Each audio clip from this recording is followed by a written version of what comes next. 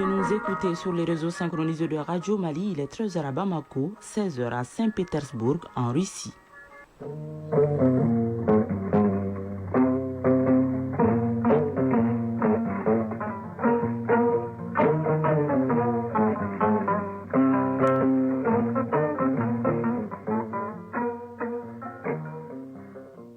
Le journal. Barakissa Ouattara.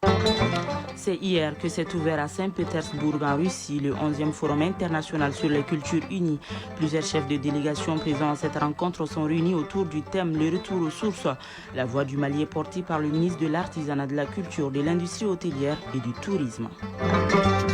400 personnes victimes des inondations et de la crise sécuritaire de la région de Tombouctou bénéficient de 20 tonnes de riz. Le geste s'inscrit dans le cadre du programme gouvernemental de satisfaction des besoins essentiels des personnes vulnérables.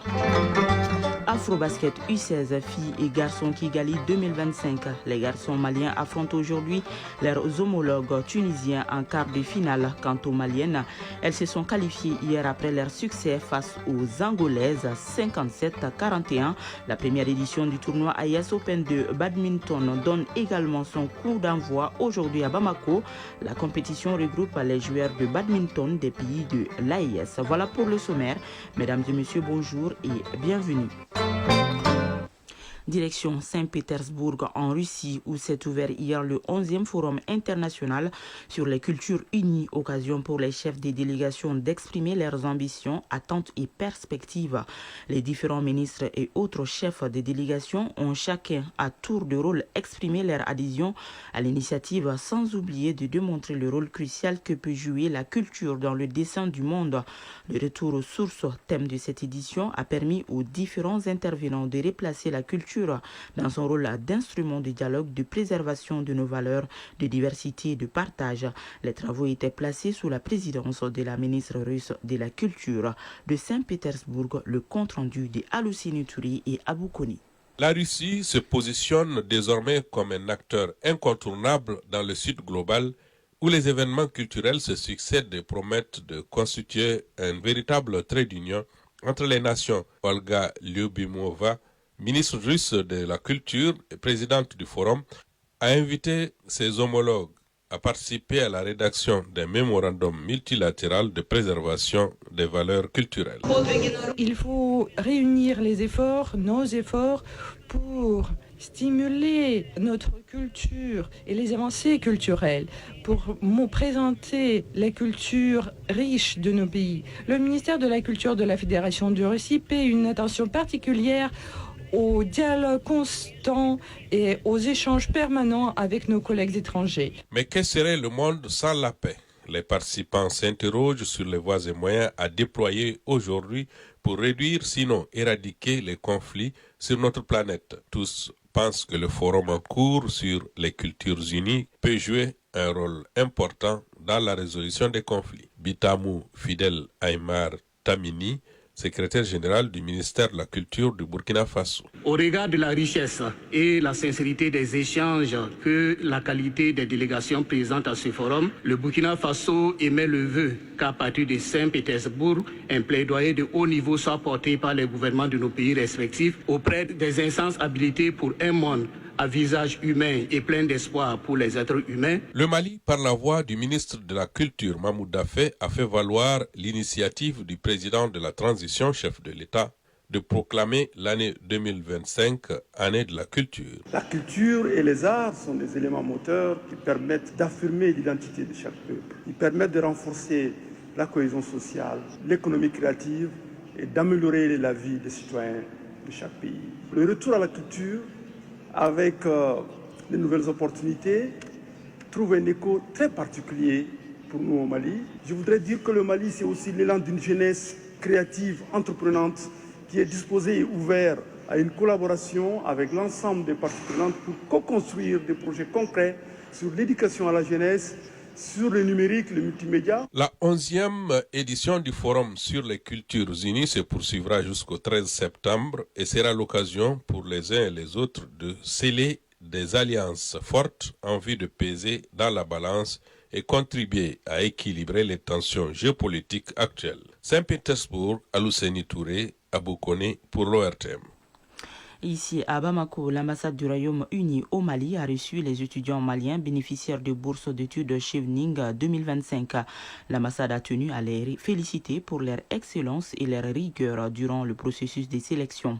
La bourse est offerte et entièrement prise en charge par le Royaume-Uni. Les bénéficiaires saluent l'opportunité et s'engagent à ne pas décevoir le pays d'accueil. Le point avec Durache Diakité. 6 Maliens, dont une femme, s'apprêtent à quitter le Mali pour le Royaume-Uni. Les bénéficiaires de la bourse dite Chevening 2025 vont pour une année d'études au niveau master. Avant leur départ, l'ambassade du Royaume-Uni organise ce jour une cérémonie de réception des boursiers pour leur donner des orientations. Dina Beran est conseillère politique à l'ambassade du Royaume-Uni au Mali. Nous célébrons nos 6 boursiers qui vont au Royaume-Uni ce mois pour commencer les études. Au Royaume-Uni, on a des endroits de visiter, donc être curieux et profiter de cette opportunité. Une opportunité qui renforce les liens de coopération entre les deux pays. Les boursiers vont étudier dans différents domaines tels que le conflit et la sécurité, la paix, l'éducation et le développement international, entre autres. Aïcha Gouman est porte-parole des boursiers. Nous sommes honorés parce que c'est une bourse hyper compétitive. Donc, être sélectionné parmi 2546 candidatures cette année, c'est un privilège et nous sommes fiers de représenter la jeunesse malienne. Donc, nous sommes quand même repartis entre beaucoup de villes. Ousmane Djombera représente le ministère de l'Éducation nationale. Cette bourse est plus qu'une aide financière. C'est une marque de confiance. Nous remercions l'ambassade du Royaume-Uni pour avoir octroyé la bourse britannique Chevening à 6 Maliens pour magnifier l'excellence et la qualité du fécond entre le Mali et l'ambassade du Royaume-Uni. Chers lauréats, vous tenez entre vos mains cette arme magnifique. Utilisez-la avec sagesse, avec ambition et avec humanité. Continuez à briller. Cette année, les bénéficiaires de la bourse Chevening sont plus nombreux que ceux de l'année dernière qui étaient au nombre de 4 Maliens. Les candidatures pour la cohorte 2026-2027 sont ouvertes jusqu'au 7 octobre prochain sur www.chevening.org. Radio Mali à Ségou et environ 96.8 MHz en FM. Et oui, direction la cité des Balanzans où s'est tenue hier à Bafo la cérémonie de sortie de 1099 recrues du contingent 2023 première vague. Ces jeunes soldats ont été présentés au drapeau national en présence des autorités militaires et d'autres personnalités. Les détails avec Abdourahmane Singaré et Karamoko Traoré. Après 6 mois de formation intense, les 1099 recrues de la première vague du contingent 2023 sont présentés au drapeau national à Bafo. Lieutenant-colonel Gassousso, directeur du centre de formation de Bafo du contingent 2023. Vous prendrez le noble engagement devant le drapeau national, dont la signification profonde mérite d'être rappelée. La couleur verte qui signifie l'espérance et fait référence aux prairies et champs du Mali, à son sous-sol et à tout ce que celui-ci peut produire pour le bien-être des populations maliennes. En ce qui concerne la couleur jaune, elle représente l'or que recèle le sous-sol. Pour ce qui est de la couleur rouge, d'une part, elle incite les Maliens à se souvenir du sang versé par les martyrs de la lutte pour l'indépendance. D'autre part, elle nous exhorte à lutter jusqu'à la dernière goutte de notre sang pour préserver l'intégrité du territoire. Ces jeunes soldats, durant leur formation, ont appris plusieurs techniques et tactiques leur permettant de mieux répondre aux défis du moment. Ces résultats sont salués par les responsables militaires. Lieutenant-colonel Gassousso, directeur du centre de formation de Bafo du contingent 2023. Cette formation est une preuve réelle de la volonté manifeste des plus hautes autorités du pays de doter notre armée de personnel efficace pour faire face aux défis sécuritaires actuels que connaît notre pays. Jeunes soldats du contingent 2023, première vague, ce combat doit marquer votre esprit en tout temps. La remise d'attestation aux 3 meilleurs recrues, les séances de démonstration et de défilés militaires ont été les temps forts de cette cérémonie de prestation. Ségou, Abdourahmane Sengaré, Karamoko Traoré pour l'ORTM. Je vous le disais, le gouverneur de la région de Tombouctou remet 20 tonnes de riz à 400 personnes sinistrées des inondations et de la crise sécuritaire. Cette donation s'inscrit dans le cadre du programme gouvernemental de satisfaction des besoins essentiels des personnes vulnérables de Tombouctou. Le compte rendu de Idrissa Goulou Sissoko. La présente donation s'inscrit dans le vaste programme gouvernemental de satisfaction des besoins essentiels des populations maliennes au-delà du plan national de réponse à l'insécurité alimentaire et nutritionnelle. Ainsi, 400 personnes sinistrées des inondations et affectées par la crise sécuritaire bénéficient de 20 tonnes de riz. Yaya Tandina, président de la délégation spéciale de la commune urbaine de Tombouctou. Remercier le gouverneur pour cet acte de générosité, pour cet acte d'affection, de solidarité envers des personnes démunies. Chaque fois que le besoin se fait sentir, nos autorités sont à nos côtés. Les bénéficiaires touterés ont fait des bénédictions pour les autorités de la transition et la nation. Abouba Mahaman, bénéficiaire. Au nom de l'ensemble des bénéficiaires et à mon nom propre, je dis merci à l'ensemble des présents et aux donateurs. Qu'Allah bénisse le Mali.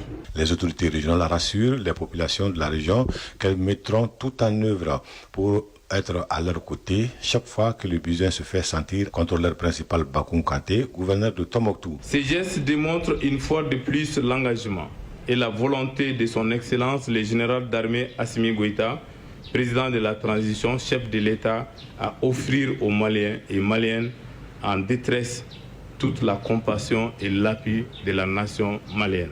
La remise des sacs aux bénéficiaires a mis fin à la cérémonie empreinte d'émotion. Tombouctou, Idrissa Goulou Sissoko, Alou Koulibaly pour l'ORTM. Les nouvelles hors du pays en RDC, le verdict du procès par contumace de l'ancien président Joseph Kabila est attendu ce vendredi. Il est accusé de complicité avec le groupe armé M23 soutenu par le Rwanda et poursuivi par la haute cour militaire. Joseph Kabila encourt la peine de mort du côté des partis civils. Les avocats mandatés par le gouvernement demandent près de 25 milliards de dollars de réparation, soit plus de 13 000 milliards de francs CFA. Les populations de la province du sud Kivu, de l'Ituri et du Nord Kivu réclament la saisie des avoirs bancaires de l'ancien président. Au Kenya, le procès de 70 jeunes accusés de terrorisme à Nairobi est encore repoussé. Ils ont été arrêtés lors des manifestations antigouvernementales qui ont eu lieu fin juin et début juillet 2025. Au tribunal antiterroriste de Kahawa, dans la banlieue de la capitale, les procureurs ont demandé hier un renvoi pour obtenir plus de temps afin de mener leur enquête. L'affaire a été renvoyée au 2 octobre prochain. C'est la troisième fois que l'ouverture de ce procès est repoussée. La Cour a fixé à 650 €, soit plus de 400 000 francs CFA, la caution pour la mise en liberté provisoire. Au Brésil, la Cour suprême a condamné hier l'ancien président Jair Bolsonaro à 27 ans et 3 mois de prison. 5 chefs d'accusation sont retenus contre lui, parmi lesquels figurent une tentative de coup d'État et la détérioration du patrimoine classé. Bolsonaro, qui a toujours nié toute malversation, peut faire appel de cette décision. Il est actuellement assigné à résidence à Brasilia. Il devient ainsi le premier ancien président brésilien à être condamné pour tentative de coup d'État. Mali Actualité, il est 13h passé de 11 minutes.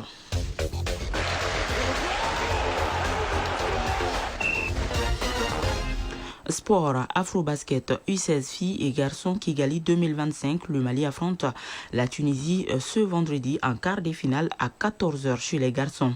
En cas de victoire, nos garçons rejoindront en demi-finale les filles qualifiées hier après leur succès face aux Angolaises 57-41. CAN Junior de handball féminin, la compétition se poursuit à Oran en Algérie. Le Mali a perdu 20-38 contre la Guinée hier en match comptant pour la 4e journée. Tournoi AES Open de badminton, la première édition donne son coup d'envoi ce vendredi à Bamako. La compétition regroupe les joueurs de badminton des pays de l'AES. Le développement de l'actualité sportive avec Foutiki Tungara. Bamako accueille les badistes de l'AES à l'occasion de la première édition du tournoi AES Open de badminton. La compétition démarre ce vendredi à Kabbalah. Pendant 3 jours, les joueurs de badminton du Mali, du Niger et du Burkina Faso vont se côtoyer. Ils s'affronteront en simple homme et simple dame, tout comme en double homme et double dame. Des minimes aux vétérans, la compétition est ouverte à toutes les catégories. À quelques heures du démarrage de l'événement, les organisateurs rassurent que tout est fin prêt. Pour plus de précisions, je vous propose d'écouter le président de la commission d'organisation, Yamoussa Damele, joint par Awa Kamisoko. À quelques heures vraiment du début de l'Open IS Badminton Bamako 2025, nous avons reçu déjà l'équipe du Niger qui est arrivée, le Burkina est arrivé, les équipes maliennes sont déjà prêtes. Nous souhaitons déjà la ferveur. Déjà, il y a une mobilisation totale. Les jeunes sont déjà motivés à soutenir les différentes équipes. Nous sommes vraiment dans les derniers réglages et nous souhaiterons vraiment donner le meilleur de nous-mêmes. Afro-basket U16 filles et garçons Kigali 2025. Les affiches des demi-finales chez les garçons seront connues cet après-midi à l'issue des quarts de finale. Parmi ces affiches, nous mettons l'accent sur la rencontre Mali-Tunisie prévue à 14h. Les jeunes Maliens et les jeunes Tunisiens vont se disputer l'un des 4 tickets du Caredas. Le vainqueur de ce Mali-Tunisie va rencontrer en demi-finale les gagnants du match Angola-Égypte. Le dernier quart de finale mettra aux prises la Côte d'Ivoire et le Rwanda à partir de 16h30. Le vainqueur de ce match va croiser en demi-finale le gagnant de Cameroun-Ouganda. En match de classement hier pour la 9e place, le Maroc a gagné de justesse contre le Libéria 80-79. Pour la 11e place, la Guinée-Conakry a dominé la Sierra Leone 66-36. Chez les filles, l'affiche de la finale sera connue demain samedi au terme des demi-finales prévues à 9h. Le Mali, toujours dans la course à sa propre succession, sera aux prises avec la Côte d'Ivoire. Dans l'autre demi-finale, l'Égypte en découdra avec le Cameroun. En quart de finale hier, le Mali a disposé de l'Angola 57-41. L'Égypte s'est imposée devant la Tanzanie 83-25. La Côte d'Ivoire a écarté le Rwanda 69-41. Le Cameroun a éliminé la Tunisie 62-42. En match de classement pour la 9e place, le Kenya a battu la Guinée-Conakry 55-48. Derrière la Guinée, le Maroc occupe la 11e place. CAN junior de handball féminin à Oran en Algérie, l'apprentissage est difficile pour les handballeuses maliennes qui ne font pas mieux que la figuration. Au compte de la 4e journée du groupe B hier, le Mali a perdu contre la Guinée-Conakry par le score de 20-38. En 4 sorties, la sélection malienne a subi 4 revers d'affilée. Au bilan, après 4 journées disputées, le Mali est 5e sur 5 dans le groupe B avec 0 points au compteur. Dans ce même groupe hier, l'Angola a battu l'Algérie par 23-16. Je précise que la Guinée domine ce groupe B devant l'Angola, l'Algérie et le Kenya, suivi du Mali. Tandis que dans le groupe A, c'est l'Égypte qui mène la danse devant la Tunisie, la Côte d'Ivoire, la RDC, le Burkina Faso et la Zambie. Et ainsi prend fin ce journal que Barakissa Ouattara a eu le plaisir de vous présenter. Une édition réalisée par Djouraché Diakité sous la coordination de Brahma Traoré. La mise en onde est assurée par Bintou Traoré, à la mise en ligne Arwa Balayira. Merci à vous de l'avoir suivi. Prochain rendez-vous avec les infos, c'est à 19h30 avec Soumaïla Berté. D'ici là, vous pourrez suivre juste après les avis et communiqués avec Fatim Damele. Excellente journée de vendredi.